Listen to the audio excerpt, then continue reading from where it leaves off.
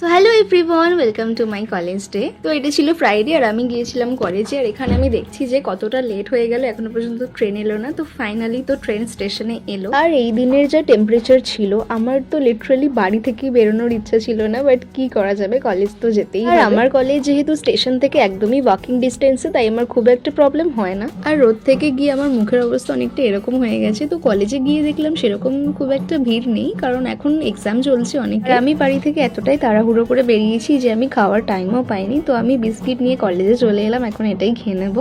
দিন মাত্র একটাই ক্লাস হয়েছে, ওই যে বললাম এক্সাম চলছে অন্যান্য সেমিস্টারে। তো তারপর আর কি করা যাবে, এখন যাব বাড়ি।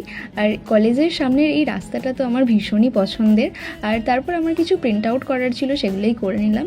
আর দেন চলে এলাম স্টেশনে। আর তোমরা দেখতেই পাচ্ছ কতটা রোদ আজকে। তো দ্যাটস ইট ফর টুডে। তো কেমন লাগলো মিনি ব্লগটা অবশ্যই কমেন্ট করে জানিও। চলো বাই।